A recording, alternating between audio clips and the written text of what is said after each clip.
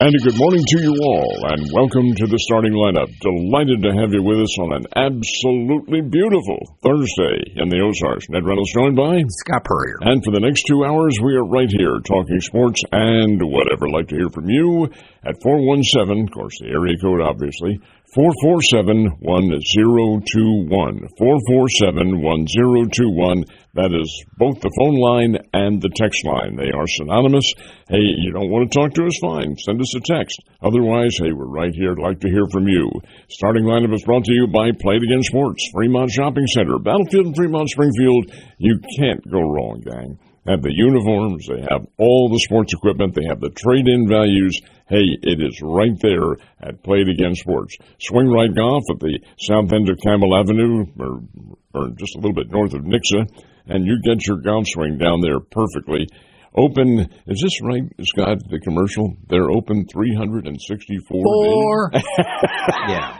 Days a year. Great job by Scott on that. I tell you, he's got some clever marketing. Anybody who put together that marketing gimmick is pretty good. Anyway. Open 364 days of the year. Citizens Bank of Rogersville with the two routes, and that's what they call their branches.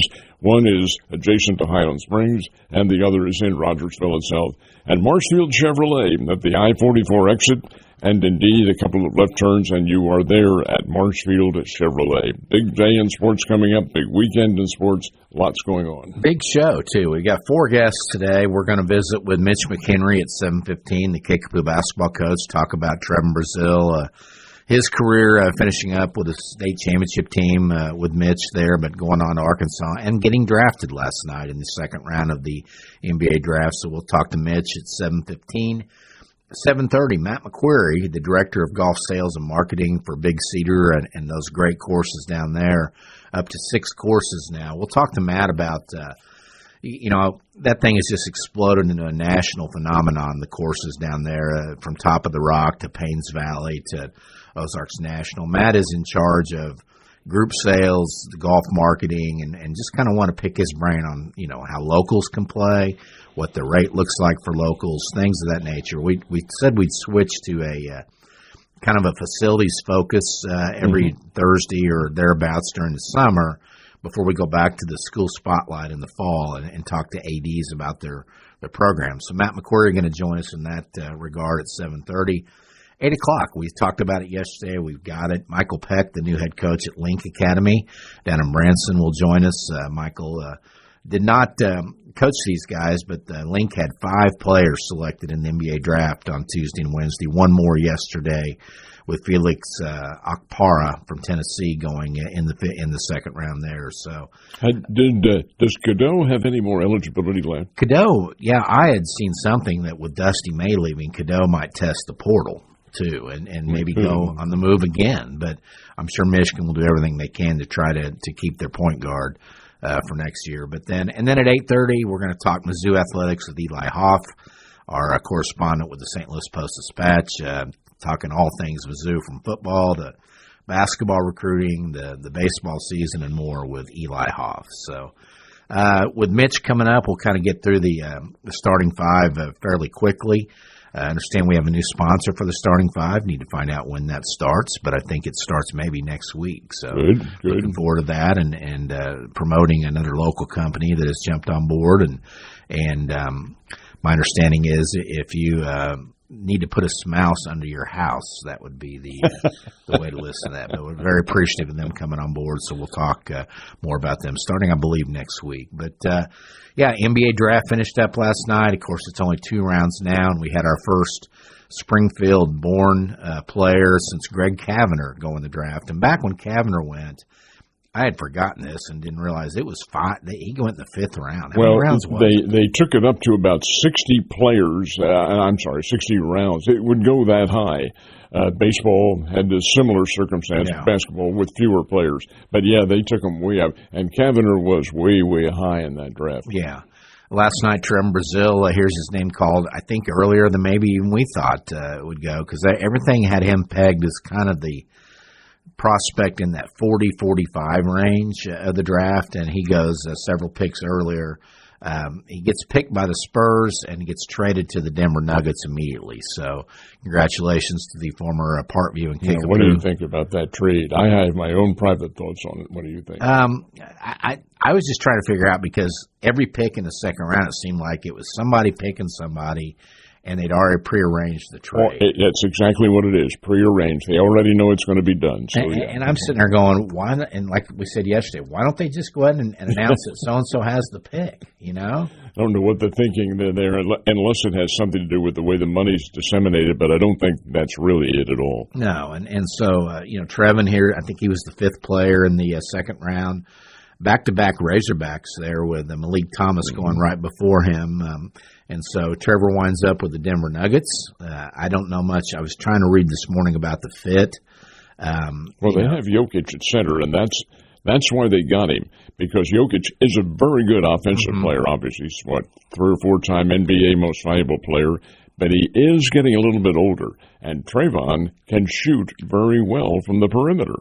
I think that's where he fits in. He's not going to be able to rebound with him, even though Trevin is 6'10" and averaged 6 or 7 rebounds a game with Arkansas. It still's a different game in the NBA, but the shooting is not different, and he can get out there and fire away from tray range. And he's also a guy that can go inside, off the dribble and take it to the hole. And Jokic is a guy that I see a lot of highlights of him shooting threes and stuff too. He can. They're kind of interchangeable, I think. But he's more of a bull underneath. Yeah, big body, and so congratulations to Trevin. As we mentioned, Link has their fifth alumni player drafted. Felix Okpara. Of course, that started picks, 22, 24, 26, and 27 in the first round. When did Chris Carr? Cam Carr, I think, was the 24 out of that. But we'll talk to Michael Peck, the new head coach at Link, and you talk about a great recruiting tool when you're going out trying to find, because they've been doing what these college teams are doing now for a few years, and that's basically having to replenish an entire roster. Because in that, academy world of high school basketball, they don't stop recruiting other teams' players. They keep coming after them. And when you could sit there in your link and go, hey, we had 5 guys drafted in the NBA this year. What did you guys have? And that it kind of stops the argument real quick there. But, NBA draft in the books. One other note there, Bruce Thornton, the former Bass Pro TSC participant and started Ohio State. He was the first pick of the second round, and Nick's people remember him as the guy that hit the shot from just inside half court to beat them the year they were in there together. Trevin was the fifth pick, Malik Thomas the fourth pick in the second round there. So 3 Hogs go in the draft, and we'll see how that works out for all of them. Baseball last night, Cardinals fall to the Diamondbacks 9-4. The Cardinals cruising along with Matthew Liberatore, and then you decide it's BP time in the 4th inning. Arizona scores 6 in the 4th and puts it away. Back-to-back homers from you cannot stop him, you only hope to contain him, Lou James Groover, and then Ketel Marte with a home run there. Made it 6-1, and then it was pretty much a scramble to try to stand it from there. Ketel Marte is an all-star, folks, and the Diamondbacks have a very good lineup in there. They are names that are not necessarily headlines, but they can play the ball game, and I think they showed that last night. Now, these teams play again tonight. It'll conclude the series, and it is a Thursday night game up at Busch Stadium, which, of course, is right here at 102.1. And it's a Zach Gallen and Michael McGreevy pitching matchup. Zach Gallen's been awful. You talk about a guy in a fall from grace, from former Cy Young Award winner to a 6 ERA now, and he's not old. He's like, 31, 30? About that, yeah. Yeah, just started really early in his career. Of course, a former Cardinal prospect, and it's not gone well for him. Cardinals have Miami coming in starting tomorrow night for the weekend there, so... Royals lose at Tampa Bay 5-3. Griffin Jackson, 4 relievers combined to shut down a Kansas City attack that had been pretty potent the last few days, and they didn't have much yesterday. But the Rays get their first win in the series. Royals will be looking to win the series today when they play very early, 11:10 first pitch this morning. Seth Lugo and a bullpen game for Tampa with Casey Lugumina starting the game for the Rays.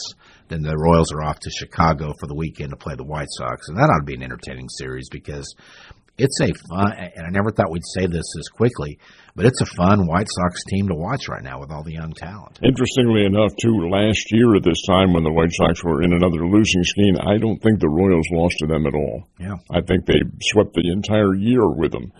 It was, the White Sox are a better team now and playing well. The Cardinals, Springfield Cardinals drop they beat Northwest Arkansas 7-1. I said drop a loss on Northwest Arkansas 7-1 last night. Reniel Rodriguez homer, drove in 3.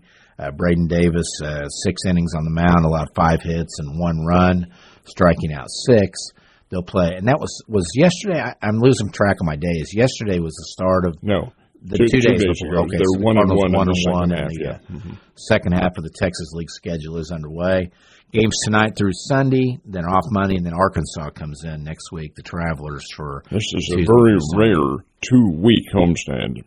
It doesn't happen very often. You're talking with Dan Ryder in here on Tuesday. Very taxing for that staff with all the promotions they have going on and back-to-back weeks. As Dan said, they're not exactly sad to see the team get on the bus the following Monday after the 2-week stretch. But lots of promotions going on. Go to the Springfield Cardinals website. It's about 3 or 4 of them a day. And this is the July 4th weekend that we're talking about, too, when the Travs are in. Yeah. And it's, I said it earlier on with Dan, but it's an Arkansas team coming in with 2 of the best pitchers in Double-A. In Ryan Sloan and Cade Anderson, and guys that you're going to see in the majors sooner rather than later. So a chance to go over and watch them as well. Had Wayne Frederick on yesterday as our Ozarks Legends honoree. He's playing in the Missouri Amateur. He's not playing anymore because they cut the field down to the final 64. Wayne did not make it as the oldest player in the field. But we do have a lot of guys who did move on. And again, it's being played at Milburn Country Club in Overland Park. A kid named Stone Yarrington, a Blue Springs South former high school standout, plays at Metropolitan Community College in KC. He leads the way at -5 to head the 64 qualifiers who start match play today. And they'll play 36 holes, 2 matches today, 2 matches tomorrow, 2 matches Saturday, and then a 36-hole final on Sunday for the 2 survivors there. Wyatt Davis of Marshfield, Meyer Lively of Nixa, Derek Reynolds of Springfield, all tied for 10th place at even par to make the 64-player field. Others who will start match play today include Graham Sherrard of Springfield, Noah Noggle of Nixa, Jackson Bailey of Monette, Hudson Forbacher of Springfield, Chase Gaffner of Springfield, Gage Lewis of Drury and Springfield. Gage, the former Kickapoo standout who had an excellent season for the Drury Panthers this year. All those guys moving on. Kevin Kring did not make the cut. There were some others names there that, and Wayne talked about how tough this course was, but we will lose some guys today, especially when they're paired up against each other. The matches this morning include Noggle versus Forbacher and Gaffner versus Lively. So we're going to have 2 advance, and we're going to lose 2 out of that. From a numerical standpoint, first round, of course, down to 32, then down to 16 by the end of today. Yeah, and then Friday they'll play the 16 and 8. By Saturday, you've got 4 players left. Correct. And then you're down to 2. And so, actually, I'm doing my math wrong. One of those days is 18. Because that wouldn't end up right. If I'm not mistaken, it's today, I think. It is, yeah, because, I looked at it. There's some tee times as late as noon today, and it'd be tough to get them out there with a second match. Yep. So, get it down to 32 today, then 2 matches on Friday, 2 on Saturday, and then the 36-hole final on Sunday. World Cup, USA back in action tonight against Turkey. It's a 9 o'clock start. It means nothing for the U.S., since they've already clinched their spot in the knockout round of 32. One of the big things to watch tonight will be how much will the stars play, how much will the guys with yellow cards, will they play at all, because you don't want to risk losing them in a meaningless game by picking up a red card tonight. So some of those guys will sit. We'll see. Pulisic, Captain America, is available. They don't know if they're going to use him or not. So I just can't see why they would. The game means nothing. It's a totally meaningless game. It's more of a friendly than anything else, if you can have a friendly and World Cup competition. But the Turkey team, they're nothing. They're out of it already, and USA is into it already. So hey, why risk anybody? Lots more to talk about. We'll get to it after a couple of interviews coming up. The NCAA approves the 5 years to play 5 rule that will go in effect starting with the incoming class this fall. Mm-hmm. They'll have the option, and then some other things along those lines as well. Bears basketball signees. Lots to get to, but let's get to some interviews after the break. We'll take a timeout on the starting lineup and be right back. And back with the starting lineup, we have a lot of basketball to talk about. Fire away. Special guest on the line is the head coach of the Kickapoo Chiefs. Mitch, we haven't fired you yet. You still have your job. That's good. But Mitch McHenry, the head coach of the Chiefs, who coached Trevin Brazil in high school. And, of course, we talked about a few minutes ago, big night for Trevin being drafted in the NBA. Second round, Denver Nuggets is where he winds up. And we welcome in Mitch McHenry this morning. Good morning. Thanks for having me, guys. You betcha. Kind of a festive atmosphere, I understand, at Trevin's watch party downtown at Civil Kitchen last night. Kind of set the scene for us.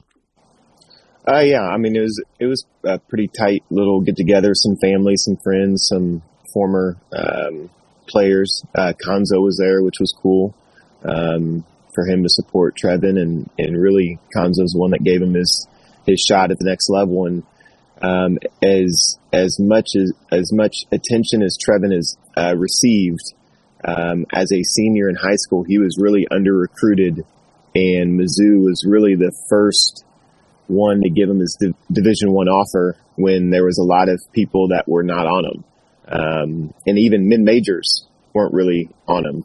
And then Konzo kind of gave him a chance, and once he got that offer from Mizzou his senior year, then kind of finished the summer really well. Then a bunch of other D1s started showing up and popping up. You know how that kind of works. Yeah.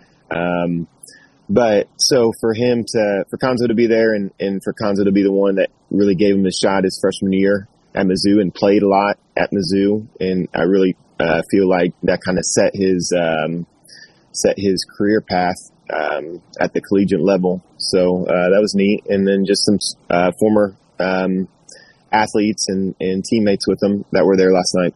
That's awesome. Mitch, when the draft took place, did Trevin know ahead of time that he was going to Denver? No, I think it was pretty wide open. I think he'd had several teams that had talked to him the most, but there's so many moving parts. If we just kind of try to keep track of the NBA draft or the NFL draft these days, there are so many moving parts and so many trades, and a kid will get picked by someone, and then 2 picks later they'll talk about how he's got his draft rights traded to someone else. There's so many moving parts with it. So I think there was a few teams that were on him the most, but I think it was really up in the air with when and where he was going to go. Mitch, do you follow the NBA fairly closely? And if so, what kind of fit is he with Denver and what they have?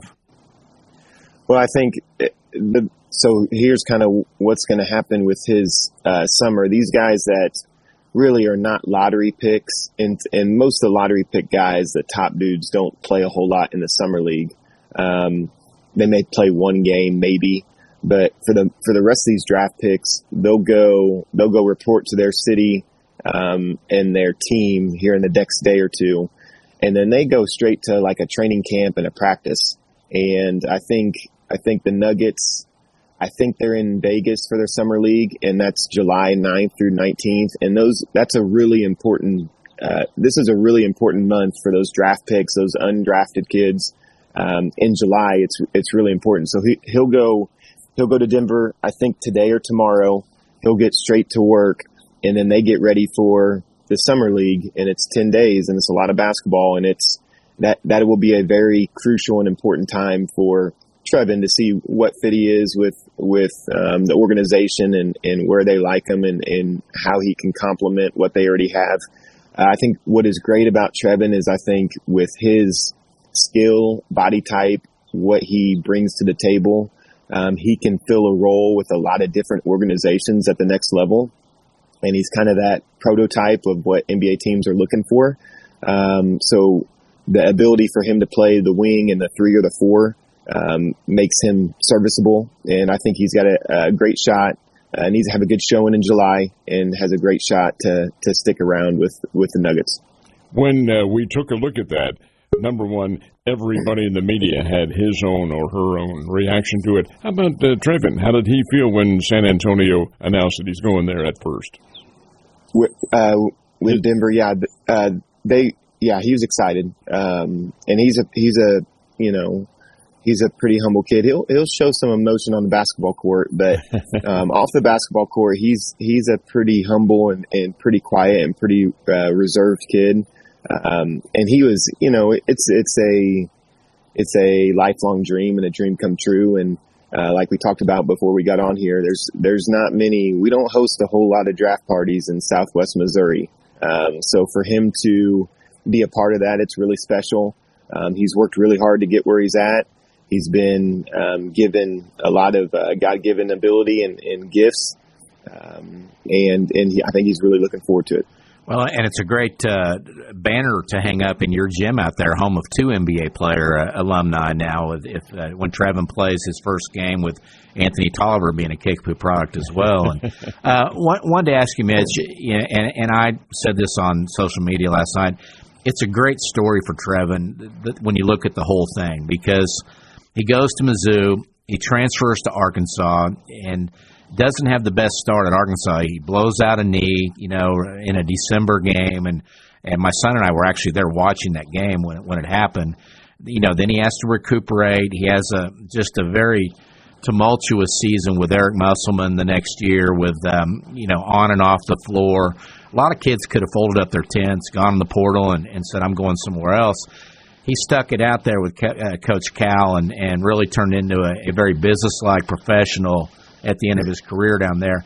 Kind of talk about your conversations with him during those rough times, because I know you guys stay in touch. And how did you prop him up and say, hey, this is life, you're learning, keep going? Well, I don't know. We talked a little bit, and I talked to his dad. I mean, I've probably talked to his dad more than I've talked to Trevin over the years, and we've talked a little bit, but his dad's around and available, and he's got a son in our program right now that's going to be a senior. So I talked to Dad quite a bit, and I think the biggest thing, there was a lot of things that he had no control of that happened, and some of it's just the day and age that we live in, and social media, and a lot of junk and a lot of other stuff that these athletes have to deal with and have to learn to just cope with in this day and age. And then, the big thing is, like, what people don't realize is his sophomore year, he was having a great year at Arkansas as a sophomore. And I was probably getting a call probably twice a week from NBA scouts for a stretch when he was going until he blew out his knee his sophomore year. And they were talking, mid first round, like a first round lock.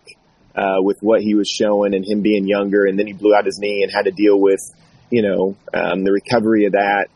And it kind of changed things a little bit. But for him to kind of just stick with it, you don't see it at the college level a whole lot, with him staying at Arkansas for the 3 years that he did, and through a coaching change, is really, really says something about him. And, he had some good times with Musselman was good to him. Obviously Calipari coming in was huge, and just his stock on producing NBA players in his system, I thought went a long way with helping Trevin out. But Trevin's also made his path and has created his path, and he really did a great job of just blocking out the noise and just being pretty confident in who he is and what he is, and just continuing to work. In your opinion, how much of an influence was Rob Anders on him? A ton. I mean, they spent a lot of time together, and he grew up in that gym and spent a lot of time in that gym. So I think Rob, he had a lot of coaches that played a part in his development, and I think Rob was a very big one, if not the most impactful, with what Rob has done in Southwest Missouri and with our student athletes in this area. You got him sophomore through senior years at Kickapoo. What did you see in him when he came over to the Chiefs program? And did you, obviously you're not thinking NBA right off the get-go, but what did you inherit with Trevin Brazil when he made the move? Well, he came his senior year, and that's right. So I didn't have a ton of time with him. We spent a whole summer together, and it was one of the reasons why he was under recruited is because we were dealing with COVID. Mm-hmm. So his junior year is when our season got shut down. His senior year, we had limited availability that summer, and the big thing that happened is their AU. So he's playing with Yanders, and they had a really good group with a lot of area kids on that Yanders team, but they weren't allowed to travel. So all these live periods and all these coaches that were in the gyms like they are now, that was non-existent. Those guys going into their senior year, which hampered recruiting a ton. So in this day and age, he'd probably have 15, 20 Division I offers at this time going into his senior year, where during COVID he was a late bloomer. He grew like 6 inches in 1 year, and then really just took off kind of his junior to senior year. Now with his ability and makeup, like, he is very, very special and very unique, and he's going to look like, even at the NBA, when you have a kid that steps onto an NBA court and still looks like really special and really long and really big and really athletic, which he's going to look this summer in the summer league, you have something special. Now, it also helped that he grew like another 2 inches while he was at Mizzou in Arkansas, and that didn't hurt things because he's now at about 6'10" and has, I don't know, like a 7'4", 7'5" wingspan. And then through his knee injury, he's kind of bulked up, where he's gained about 20 pounds of muscle and looks really good. And he's going to have to continue to put on a little bit more weight for the next level. But people that were close to him could see the potential that he had, because he was so special with his movements and his skill with how long and tall he was. Well, Mitch, we appreciate your time. Congratulations. Do we have the dates next summer yet for the Kickapoo Youth Basketball Camp featuring Anthony Tolliver and Trevin Brazil, or is that still in the works? Oh, we'll get something. We've got a lot of special guys that have come through our program. So there's been works on something, and Anthony always comes down. He always comes down and does a clinic and does something that he puts on for our youth. So he's very involved in this area. So we've got a lot of special guys that do things the right way that have come through Southwest Missouri in our program. And Ned and I feel like this kind of makes up for the Mitch McHenry watch party coming out of Evangel. We thought surely there'd be an NBA draft party there. It just didn't happen, did it? Yeah, that did not happen, Scott. And so for good reason. There's not that. If I remember right, there weren't many 5'11" white dudes that got drafted the last 2 days in the NBA draft. Yeah. But you were Bennett Sturts before Bennett Sturts in our so, all right. Hey, real quick before I get off here, so 2021, that Final Four year, the year that we won the state championship, you had Chaminade, you had Liberty, you had another St. Louis school, and then you had Kickapoo. Bennett Sturts. We played Bennett Sturts and Liberty in the state championship game. He was a first-round draft pick. We played Chaminade in the semifinals. Terrace Reed was a first-round draft pick, and then you had Trevin Brazil, who was a second-round draft pick. So in that Final Four Class 6 in 2021, you had 3 NBA draft picks, which I think is really special and really cool and says a lot about just Missouri basketball. So really awesome and really great. Terrace Reed's the kid who went to Connecticut. Yeah, yep. Awesome. And keep it going, Mitch, and appreciate your time. Appreciate you helping us round up Trevin in a week, and let's talk soon. Yep, thanks for having me on. You bet. Thanks. Mitch McHenry, coach of Springfield Kickapoo, timeout on the starting lineup. Back in a second. And the Cardinals will be here tonight at 102.1, playing their final game of the series with the Arizona Diamondbacks. Starting lineup brought to you by Play It Again Sports, by Swing Right Golf, by Citizens Bank of Rogersville, and by Marshfield Chevrolet. That Reynolds along with Scott Purrier. And we talked about kind of in the summer, focuses on some facilities, golf courses, things of that nature. It's a great time to talk about these deals. And, Ned, I survived a horrible internship at KY3 back in the early 80s. Well, tell Matt who your boss was. With the sports director there, a man named Ned Reynolds, who I had no idea who he was. Our guest, Matt McQuarrie, actually survived one over at Drew University around 2011 and 12 with none other than me. Matt, was it a horrible experience, or did you just come out of it feeling better about yourself and life and your job? No, I came out of it better. I tell you, the sport, I did stat crew, so helping, I think it was Eric Payne at the time doing stats, and the sport that humbled me the most was volleyball. Trying to record stats for volleyball is not something you can just step in and do. So basketball I knew, baseball was the best, but volleyball, it was like, trying to learn Portuguese and kind of speed and everything for that game. Just because you got every hit, every block, it's just calling out numbers. It's tough. When you're 3 plays behind in volleyball, that's a problem, right? Yeah, you're done. You might as well pack it up and go. And in fact, Portuguese may be a whole hell of a lot easier than volleyball stats. Well, Matt is the director of golf sales and marketing for the Big Cedar golf courses, and I thought, what a great opportunity to bring him on and talk about, this thing is just blown up. Of course, Buffalo Ridge is the original down there, and Top of the Rock, but then Paynes Valley opens up and Ozarks National, and now you've got Cliffhangers there. It's become a national thing with Big Cedar Golf, and wanted to bring Matt on to talk about the courses and also to remind people that locals can play and there's a special local rate. Kind of tell us about that and how that works for people from the Ozarks. Yeah, so if you're in any of our surrounding counties, as far north as Springfield, as far south as northwest Arkansas, Fayetteville, we offer local rates all year long. Spring and fall can be hard times to book just because we have so many resort guests traveling from all over the country trying to play golf.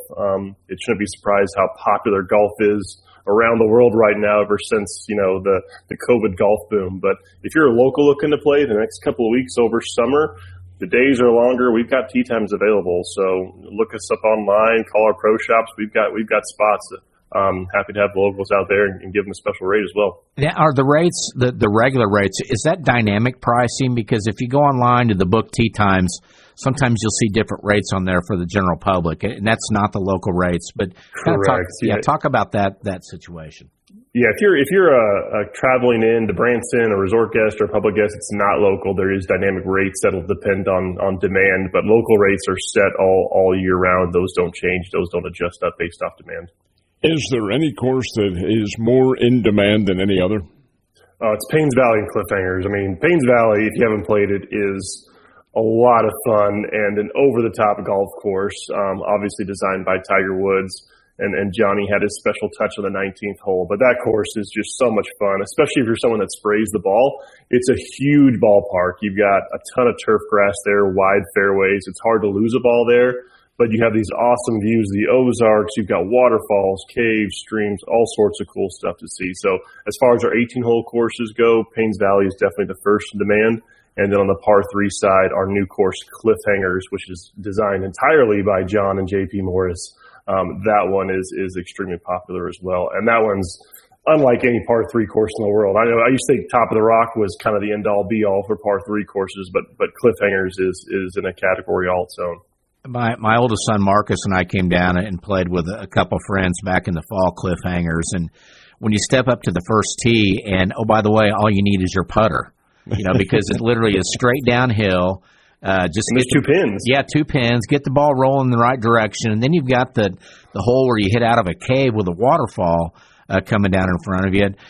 Johnny and JP, did they just kind of sit around one night and go, "What if we did this?" And that's how a lot of the Johnny Morris stuff happens, isn't it?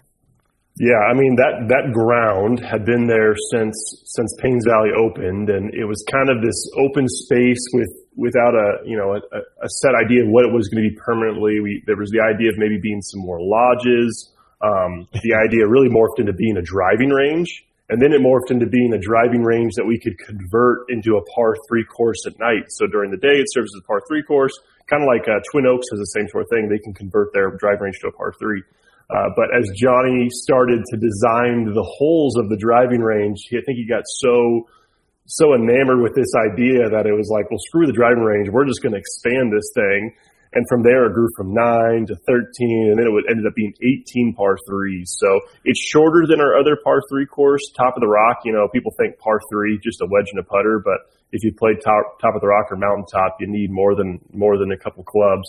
Where Cliffhangers is shorter, but way more unique and probably a lot harder greens. Lots of slopes and tiers.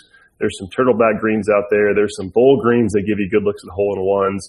And then, of course, it's got the signature Johnny Morris touch with the waterfalls, the caves. If you've been to a Bass Pro Shop, if you know that aesthetic, it's eye-catching at every turn. Matt, I got to tell you very quickly, too, down there at the Top of the Rock for the event several years ago, got tired and my friend wanted to go through the cart tour when you go through the caves and so forth. Well, it's good gracious. This cold and damp and all this sort of thing. Got to this one cave, the water's coming down and it's cold. We don't need to go through. Wait a minute. What is that at the end? There's a light down there. You know what that light was? A nice little bar. This is pretty doggone. 4 days later, they found Ned coming out of that cave. Yeah, and stuff too. But just unique features. And of course, the best Johnny story ever was when you had the sinkhole at Top of the Rock, and next thing you know, you're on ABC News and they're talking about what they can do with that space, for underground caves and everything else. But Matt, I think the greatest tribute to Big Cedar and the courses is if you go on the websites and read reviews and, or even on social media sites where people are like, hey, we're going to Branson area. We want to play golf. Which of the Big Cedar courses would you play? In what order, you'll get 5 different answers. I mean, there'll be people that say Buffalo Ridge is their favorite. There'll be people that say Ozarks Nationals is the hidden gem. That's a great tribute to what you got going down there. Yeah, I think it's the variety of courses, too. If you've been to, I don't want to name other resorts, but you've been to other golf resorts where they have, 4 or 5 courses, there's generally one premier course and then some secondary options, but they all have the same look and feel. Between Ozarks National and Paynes Valley, you couldn't have more opposite golf courses. Ozarks National, designed by Bill Core, Ben Crenshaw, really just kind of purists in the game. And it's probably one of the only courses in Branson and the Ozark Mountains that you can walk really well. So you play out on these ridges back and forth. The challenge on that course is the tee shot. The fairways can be narrow at spots. It goes straight from that first cut of rough to our native buffalo grass. So it just has a completely different, more natural look, more of a link style look, as opposed to Paynes Valley is just this monument that's been built out there and just looks like an Augusta style course as opposed to an Irish course. So having those varieties is fun. Like, right, like asking those groups to come in here, what was your favorite course? We've got a course that appeals to everyone, whether it be, the guys want more of a challenge, more of a link style course on Ozarks National. They like the wide open fairways of Paynes Valley, or they like that Tom Fazio kind of flashy bunkers, really cool caves and streams and uses of water at Buffalo Ridge too. So it's something that you could bring any golfer and they're going to find a course that they like here, as opposed to being, all the same kind of cookie cutter style repeated 4 times. Is there a significant influx of the tourists who are coming in by air? Yes, without a doubt. The Springfield Airport has definitely seen their share of golf bags coming through there in the last couple of years. And then the Branson Airport as well, and the private airport. Mm-hmm. I think golf is something that definitely appeals to everyone, but certainly some higher-end clients as well. So we've seen a record number of private jets landing at that Branson private airport down there. And I mean, when I first started 8 years ago, we just had Buffalo Ridge and Top of the Rocks. We had one 18-hole course and par 3 and a par 3 course. And I remember my job was tournament sales, so I was trying to fill the tee sheet. I could look at a random day anytime over the summer, and I would have an open tee sheet to try to sell to maybe a scramble or a charity thing. But since we've built the other courses and following up the COVID golf boom, golf has just absolutely gone to another level. So we've become this destination that people are traveling to anytime there's warm enough weather to play. And we're booking up, spring and fall months and months in advance, which is just such a unique change from where we were, when I started several years ago. Matt, you're a pretty popular guy, I would imagine, with lots of people now being in your position that you are. Kind of talk about how you got to this point. High school, were you a golfer all throughout your earlier days? And who are some of the people that are in your Rolodex that you'll look down and go, oh, he wants to play tomorrow, that type of deal?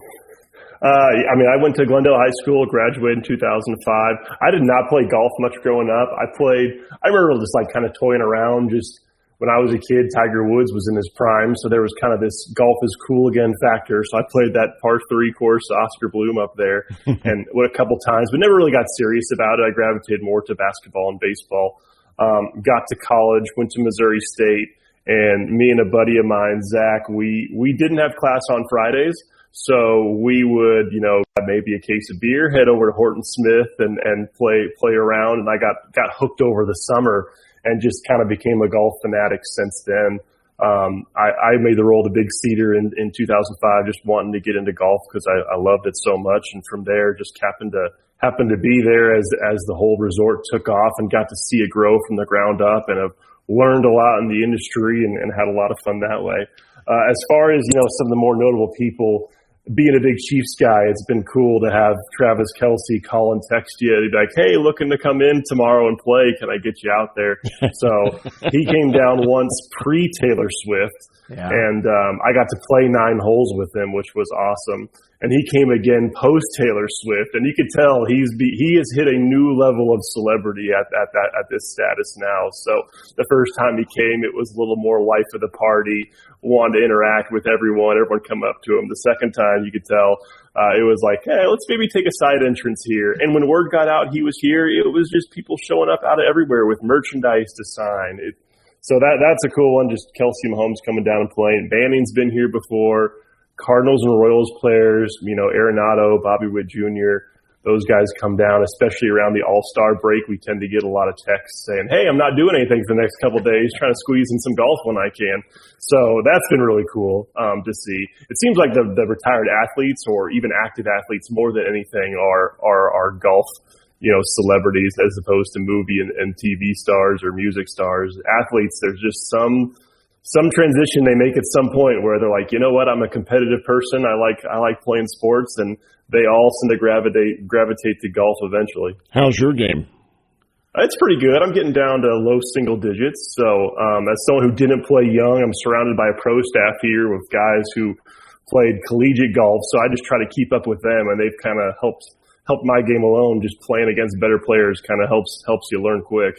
And I've heard, and you can confirm that you guys do set aside some tee times each day just for what you're talking about. I mean, you got presidents, corporations, owners of huge businesses that want to play. You do, your tee sheets aren't completely full for those people, right?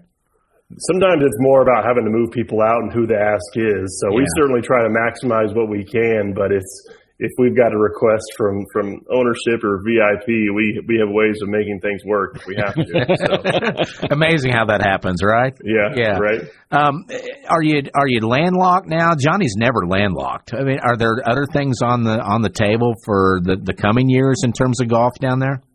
I think so. I don't think there's any stopping the growth in golf and what John and JP are doing. Just seeing the value in golf, how much it's changed the Branson landscape and what we're known for, what the resort's known for. We're just this year opening up some new stuff at Top of the Rock. So if you've been to Top of the Rock, you've probably seen our new 2-acre putting green. So where you mentioned the sinkhole, we're getting back a giant, kind of St. Andrews style giant rolling putting green.